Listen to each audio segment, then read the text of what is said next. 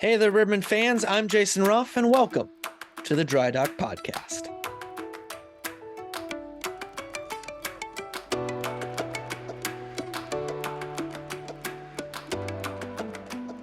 Hey there, Ribbon fans. Welcome back to another episode of the Dry Dock Podcast. It's the podcast where we get a chance to sit down and talk about the 40th Riverman season that was, with some Riverman greats past and present. Happy Labor Day weekend to all of you. Our next guest requires very little introduction, but he's going to get an introduction. The reigning Player of the Year, MVP for the Southern Professional Hockey League, the quote-unquote unofficial King of Quad City. Alec Baer has joined us for episode number 15. Alec, great to see you, my friend. How has your summer been going now that the ship is in dry dock and obviously getting ready for a big season, potentially in the ECHL here with the Iowa Heartlanders? Good. Yeah, it's been a very good summer. I'd say it's almost getting a little long, kind of getting anxious again to start up. Just been, training, playing a lot of golf, a little bit of work here and there, but yeah, just kind of relaxing. And like I said, getting anxious for next year. Absolutely. Looking back on this past season, though, you've had a number of good seasons with the Rivermen, but last season was just unreal in terms of not only your numbers, but I think just the play on the ice. I think I can probably count on just my own two hands of a game where you didn't have a point or weren't involved with the offense at one point. What was different about this past year that enabled you to have such an offensive explosion to really be one of a couple of key linchpins for that championship squad?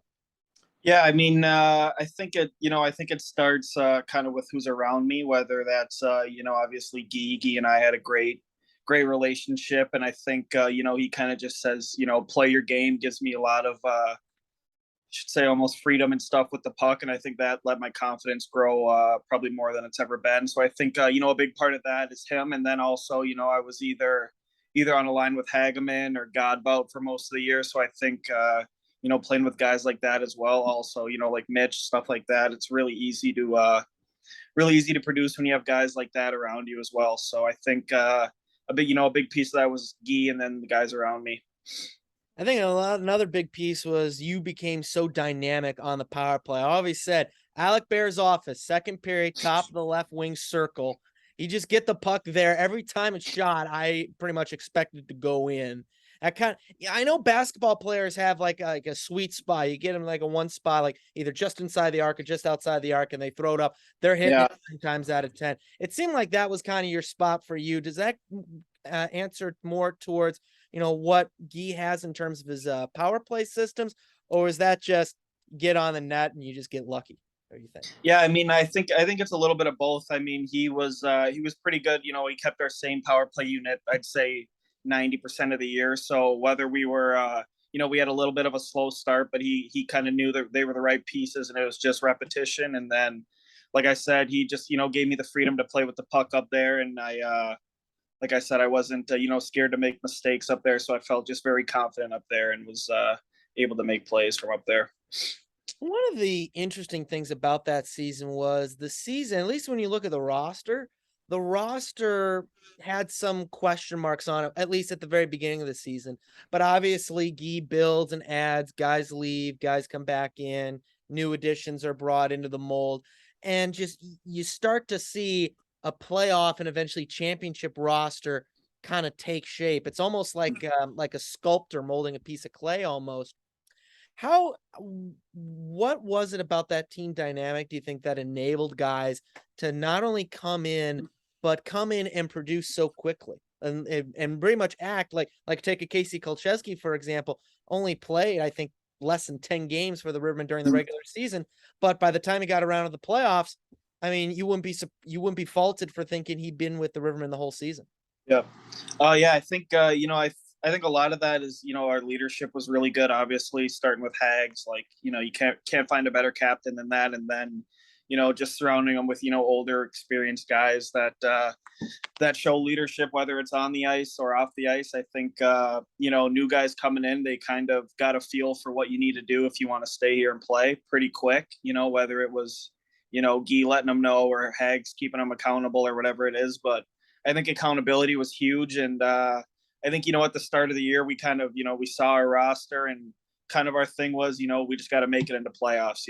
Everyone's got to kind of beat everyone. So it doesn't matter who we play. If we want to win it all, we got to beat everyone. So it doesn't matter if we're in first or that last seed spot. We just got to make it there. And then, obviously kind of starting up got really hot kind of halfway through the year with a roster that was pretty much, our playoff team. And like I said, it was just, guys keeping each other accountable, and yeah, we got rolling.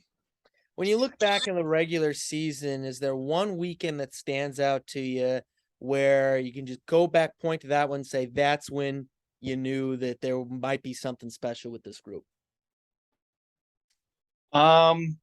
We had, I remember I think we beat Huntsville at home 1-0. Mm-hmm. I think it was, I think me and JM were our only two centers. We were playing very, very light roster. It was pretty early in the season. And I think, we had 1-0. I think Barry might have played, actually. I forget. I don't know. That I could be wrong on that, but might have been Barry in net. But if it's the game you're thinking of, I believe it was JM who had the goal.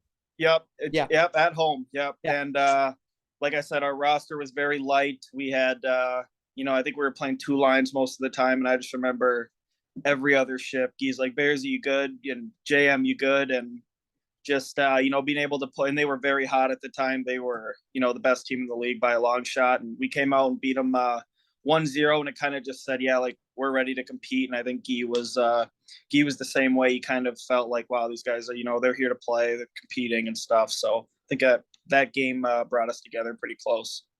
Now, amongst your teammates, you enjoy the unofficial title of the King of Quad Cities, in large part due to your exceptional play against the rival Quad City Storm. Namely, you think back to it, namely that one game where less than a minute in, you just took the puck from your own blue line, stole it away from one of the Quad City defensemen, went down a breakaway and just shot it in. We had Eric Levine on earlier on the summer, and he said something hilariously funny. He said, as soon as you went off on that breakaway, he said he could start skating to the bench because he knew you were going to score.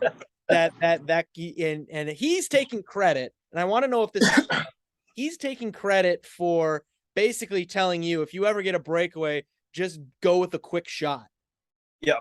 That's my, hopefully no goalies I play against next year are going to watch this, but that's my go-to play. I mean, kind of I'll hold the puck in front of me, and then whether it's wait for a bite or give him a little shift, and it's low glove 90% of the time. Sure, Levy can attest. It's a pretty tough one to save in practice. But yeah, I mean, I knew I was going to do that move right when I got that breakaway, and I'm sure Levy did as well. So, but is it true that he's the one who told you stick with that move, or is he just claiming credit to knock off the practice sting of getting beat by you so many times? I think it's a little bit of both. I think I've tried the deeks and stuff, and they don't work well on him. So I think him being goalie in practice, I think I kind of moved towards that because it was the only thing I was able to score on him. So hey, whatever works, right? Exactly. So Alec, let's shift gears over a little bit to the playoffs. When you were looking at that postseason, just so many great storylines, so many great moments. Championship aside, what was the one moment that you're going to take away from those playoffs that's going to stick with you forever? Championship aside, of course.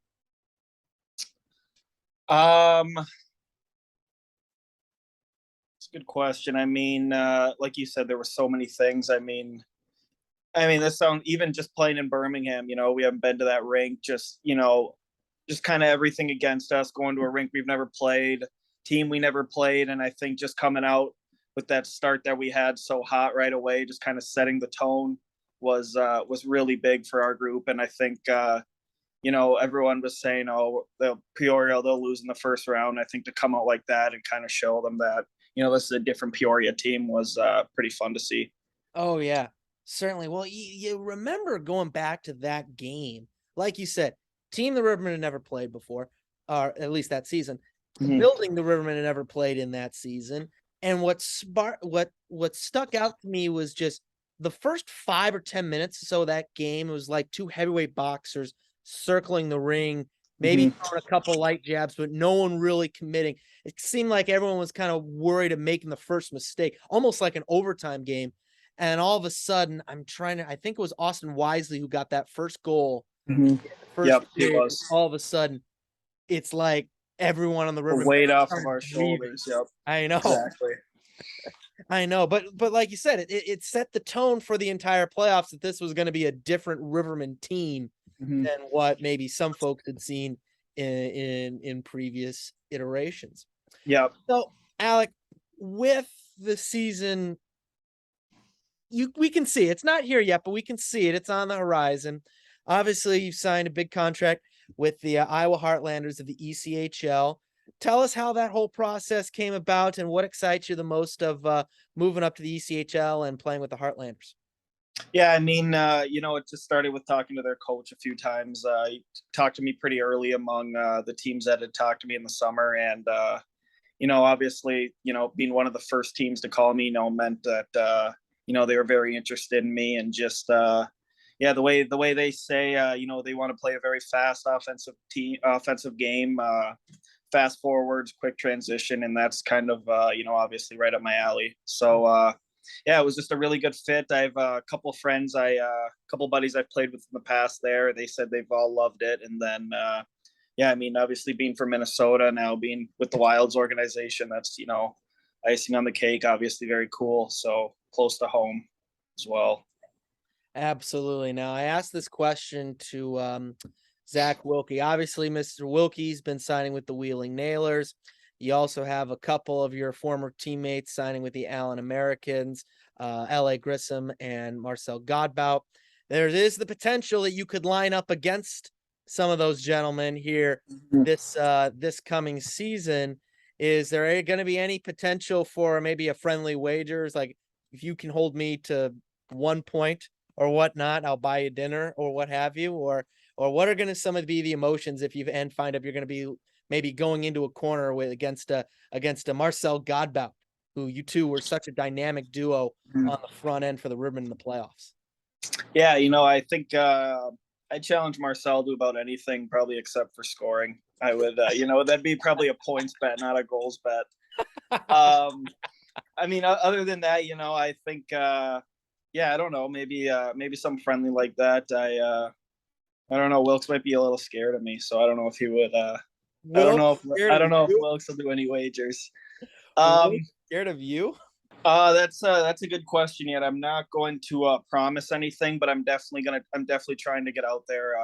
I did see that it was the 22nd, so I'm definitely gonna try to make an arrangement to get out there for for a game and stuff. And yeah, I'm hoping for sure. So I'm definitely I'm not gonna promise, but I'm definitely gonna try my hardest.